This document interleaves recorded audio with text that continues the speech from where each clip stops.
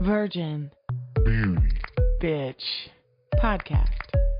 Inspiring women to overcome social stereotypes and share unique life experiences without fear of being defiantly different.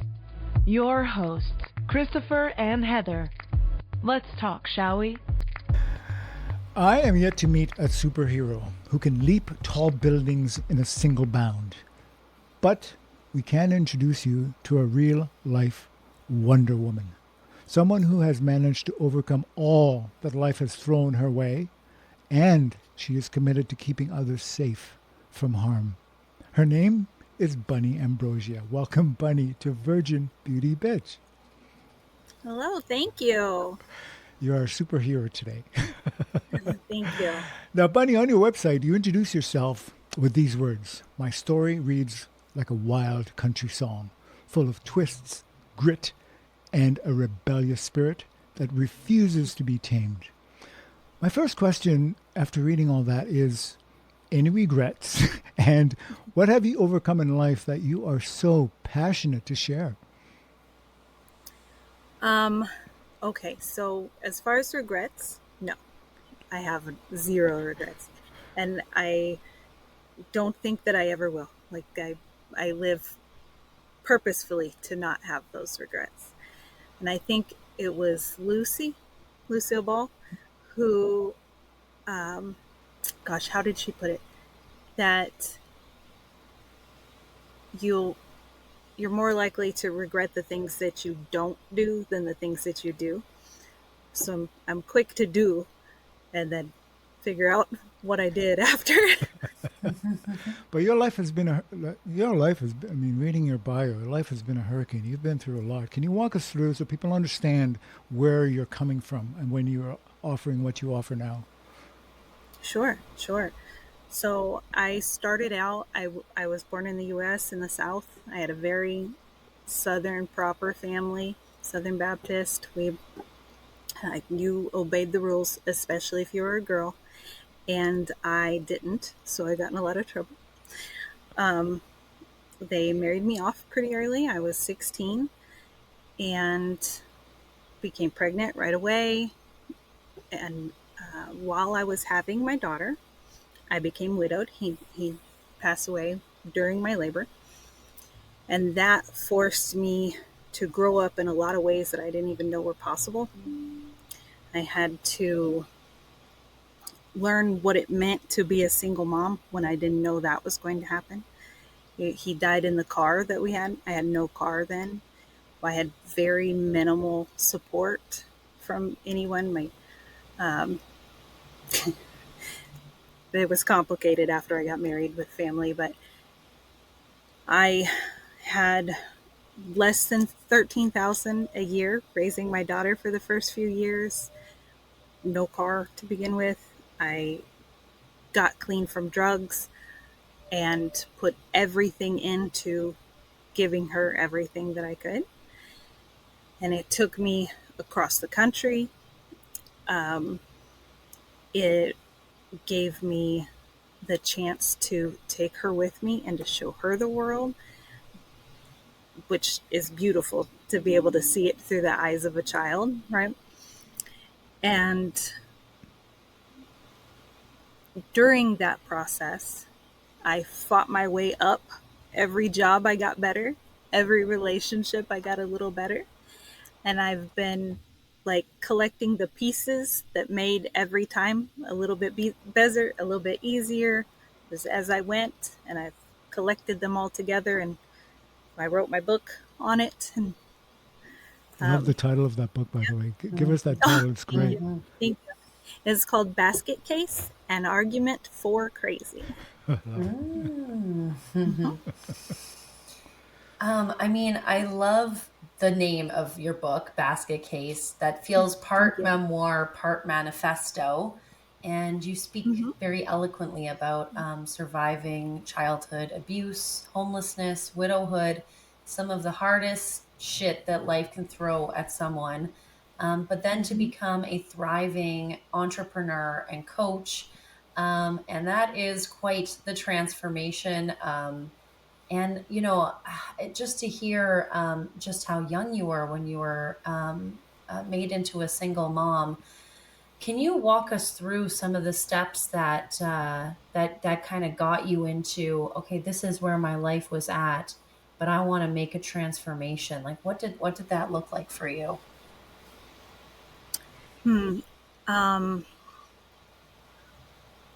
So living in a tent with an infant gives you a lot of time to think about things and not a lot of time to do things, because it's a situation that you do not want to be in for very long.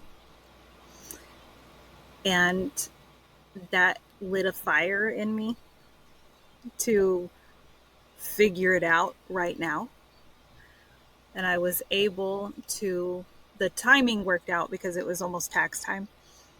And it was my first year to claim her as a dependent, so I got a little extra. I was able to use that to move into one of those monthly hotels. And then just every time I got a job that was close enough that I could walk to, paid the bills, saved a little bit, got a car, got a job that was a little further away that paid a little better. Like, just every time, just a little bit more. So just one step at a time, surviving one Yes. day at a time kind of mentality. Yep. Would you say this is a I don't know, it's kind of a brutal question to ask, but would you say that Sure. your daughter saved you? I mean, would you, Absolutely. how would you describe that? What was it about that child that made you become something that you may not have been? Yes. First off, she's amazing. She's so precious. And like at the beginning, she's just a little potato and I had to do everything. But once she got to where she could walk around and started talking, she was hyperlexic. She started talking at 6 months old. Not big sentences, right? But she hasn't stopped talking since then. So it's lovely. But she's got such a unique perspective on everything. And she always finds something to be happy about. And when there was a time that we had to do something that wasn't maybe fun, or didn't get to go to the amusement park or like whatever that she wanted to do, if you asked her if she had a good time or if she liked it, she would say, well, that was an experience, right? And so I like this perspective changed me in itself, right? But then also the just understanding how much goes into caring for a human, right? Like I can deal without a lot of things, but I wasn't going to let her deal without a lot of things. So I had to keep going. I had to give her everything. And there were times it was very hard. I remember she was in, I want to say it was the summer between 6th and 7th grade. She got invited to a Duke University summer camp program. And we qualified for the scholarship, so we got the scholarship, but it was still another $3,200 or something. And for a few months to be able to save that money so she could go, I only ate every other day. So So you do what you have I talked about to get there. superhuman, right? Wonder Woman before this. Do you resonate with any of that? I do. I I try to be humble, but like also I want to share it with people.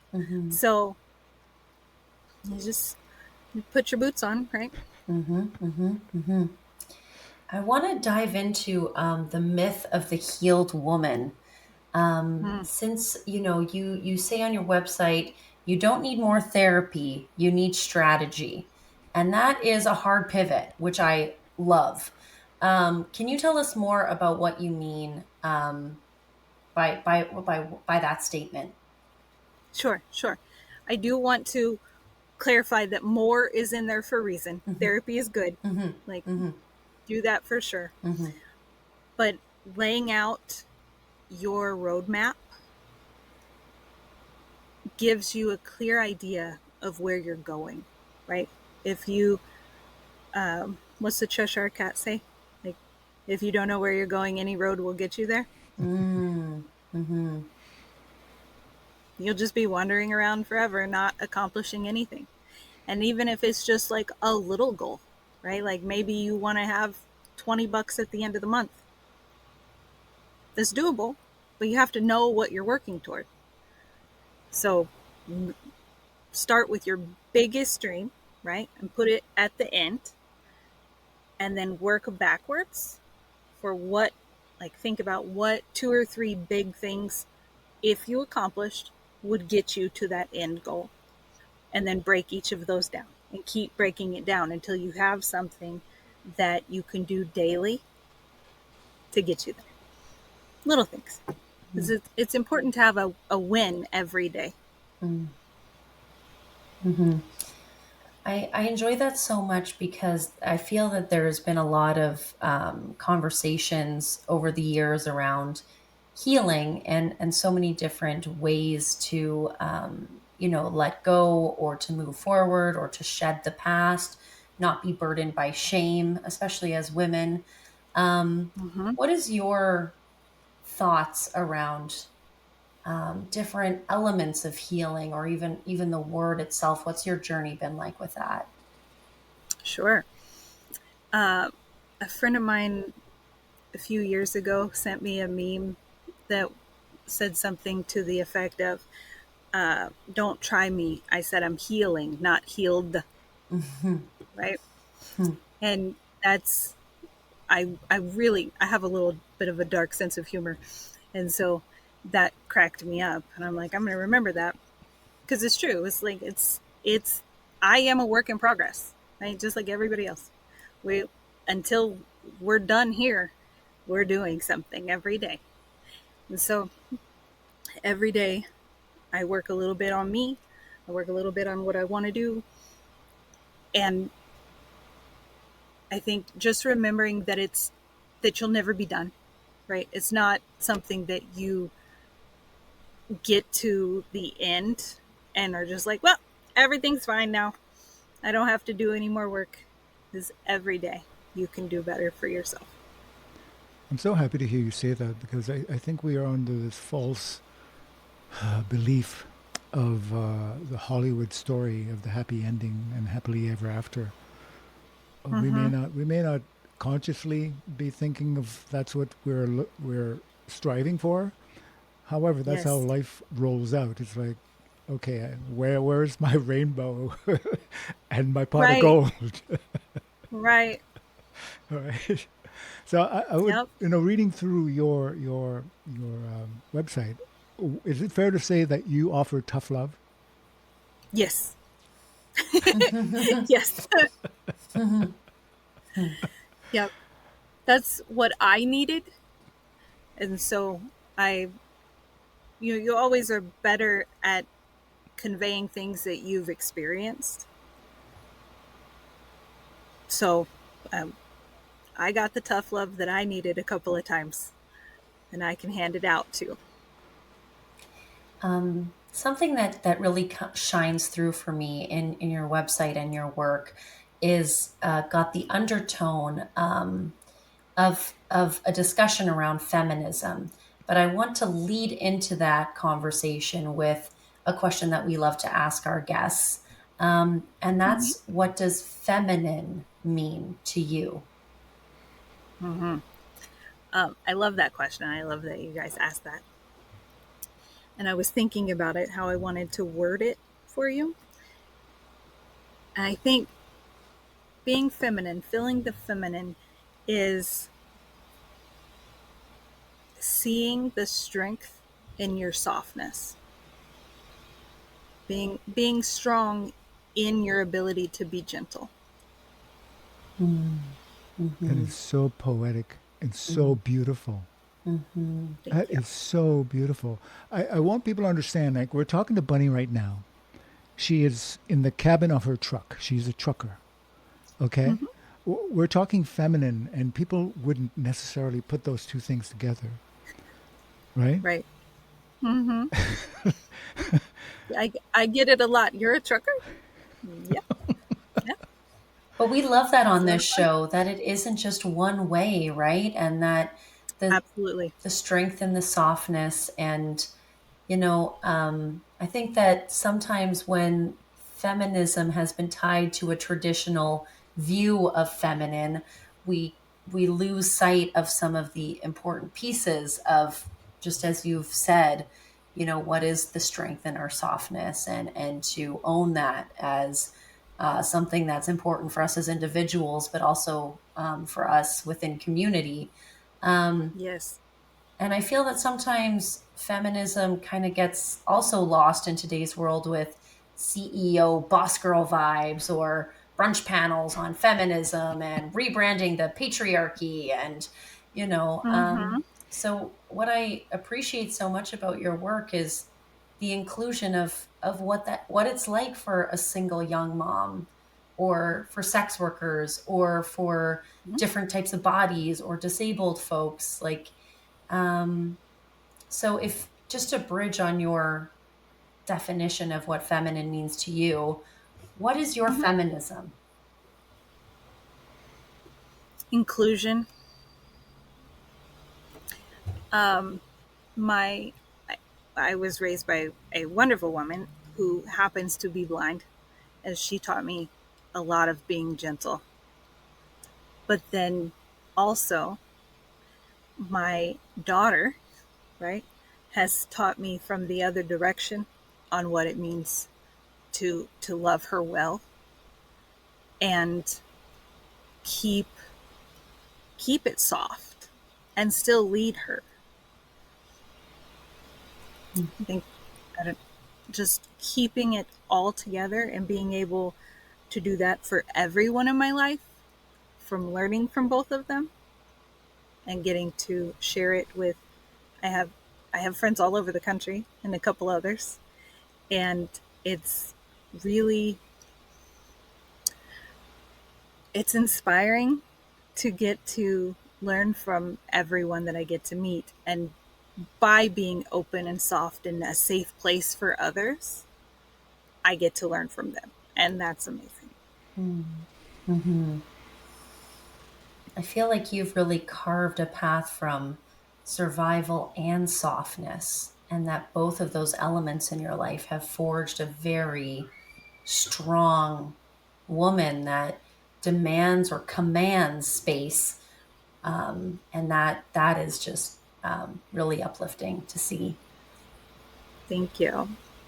I wanted to Thank also you. expand on your strength and softness because I believe that applies not only to one sex or one gender, it applies I across agree. the board. So that's why I that is agree. so universally beautiful, and it's a remarkable statement. I really enjoy Thank you. I really enjoy the way that you put that. Thank you. I think it is important to remember that we all have pieces of masculinity and femininity in us. And there's a time for both, right? Yes, yes, Mm-hmm. yes. Mm-hmm. Bunny, this has been remarkable to catch you and to have this conversation with you. You are a remarkable human being, really are. Thank you. You know, it's funny. Heather and I, we just get to spend a few minutes with the individuals we speak with, but in the Mm-hmm. time, and I don't know. Again, maybe it's us attracting. I don't know what it is, but we always seem to get human beings like yourself who emote such beauty and such richness out of life. It makes us overjoyed to be able to have these conversations. Thank you. Thank you. I watched a few of your episodes this week. I've been trying to watch more. I love it. The people that you get on. It's a very good collection. So Yeah. I'm grateful to be one of them. Thank you. And just to showcase where you are now, can you tell us more about a little bit more about your book, about the empire that you're building, about your coaching, and just kind of this person that you've really stepped into over these years? Yes, yeah. Um, so with my book, I had the goal, I don't know, maybe a decade ago, but that's a scary thing, like to write a book. A lot of people want to write a book and never do it, right? And so my goal was to publish a book, right? Like, I don't want to be on the New York bestseller list, like right out the gate. I'm like, that's a huge book. That's terrifying. So I'm like, I just get it published, and that will be my win, right? And so I collected the things that I've been learning and put it together, and it took years. It took probably 5 years to even start typing the first page, and then inevitably some life happened, and I put it on hold and came back to it. But I really wanted to make it condensed so that there's not a lot of filler in it. I wanted to give you the vehicle to reach your goals without fluff, to get it out so that I knew that I could do it. But now I'm working on my next book, which will have more of me in it and more of the nuance to it and what I teach. And I put all of that into my coaching. When I work with people, we find a goal and we get them to it. And that's, I'm a transitional and goal coach. It's a lot of people going through big transitions, like just became an empty nester or went through a divorce or changed careers. There's so many big things that can feel just crushing, right? Like, how do you move forward from here? But that's a goal. So to put them both together really helps propel people forward. And I just love that. I love seeing people succeed and find themselves again. And it warms my little heart. How do they find you? Tell us how they can connect with you. Sure.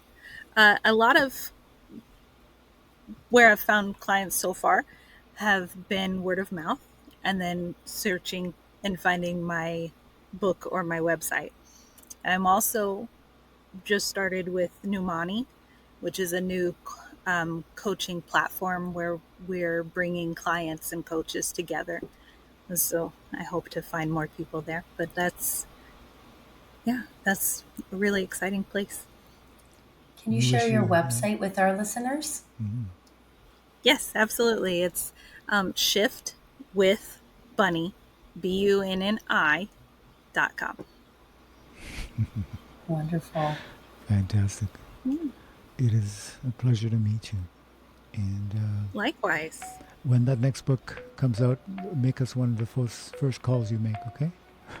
Absolutely. Absolutely. I will be in touch for sure. Okay. Thank you so much. We would love to hear more about it when it comes out. And it's been so lovely to hear your story on the show. So thank you for coming on. Thank you. Thank you so much for having me. It is truly a pleasure. And that pleasure comes to you because you've been listening to The Virgin, The Beauty, and The Bitch. Yes, find us, like us, share us. These incredibly fantastic conversations continue. Bring yourself on back. Bring your friends if you really love them.